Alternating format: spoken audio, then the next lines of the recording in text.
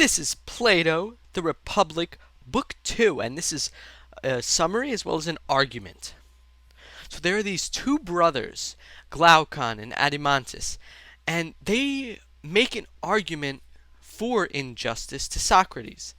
And they really they want their argument to be proven wrong. They are unconvinced by their own crafted argument, and it's well crafted. So they talk about the perks of injustice. For one, if you're a really unjust person, you might even get the reputation of being the most just person. You can see that in the really high realms of politics, perhaps. Benefits. You get all the goods, all the riches that you want if you're unjust. It's like a shortcut to everything that the just people get, and you get it faster. Another thing, afterlife. Think about this. The unjust person can just, if God exists, he can go up to God and say, "Sorry, I have sinned," and then get into heaven. That's it. So what's the point of justice in the first place with all of this? Well, there's another argument here that they bring up, that the brothers bring up, and it's about Gyges and the Invisibility Ring. And there's this dude named Gyges, and he gets a ring that if he flips it a certain way, it makes him invisible. So what does he do after he gets this ring? Well, he seduces the queen, he works with her to create a plan to kill the king and take the kingdom. And all of this is put into effect. What does that say about our humanity? Not much.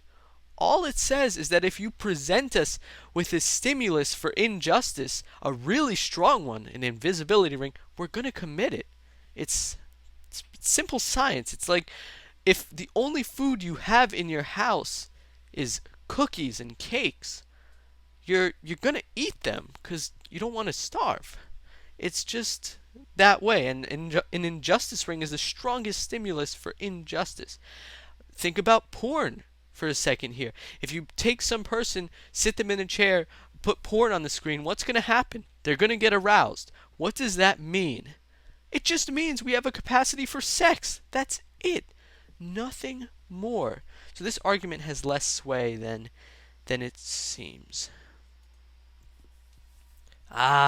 Guilt versus altruism. Let me talk about guilt here for a second and what it is.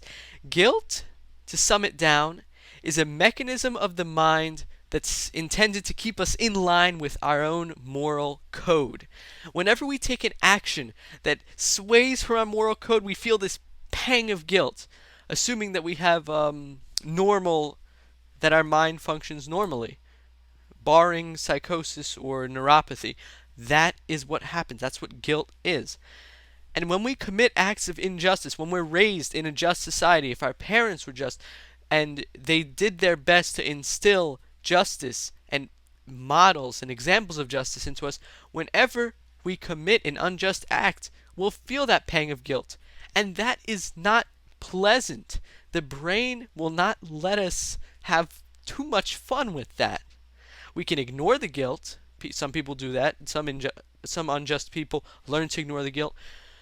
But altruism really does reign supreme. When we put in so much work and our heart and soul into things that can get us really good results. For example, in business, putting your heart and soul into creating so much value for people.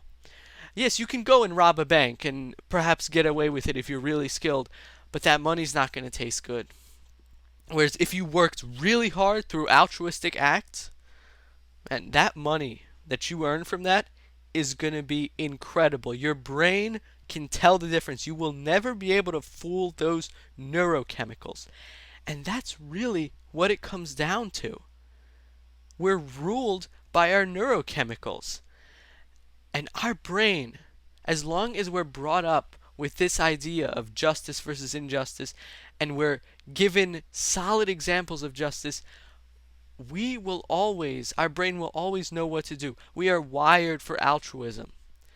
And thank God for that. That is an excellent way to live. So when this argument is really boiled down, if you want to make it as simple as possible, justice feels better than injustice.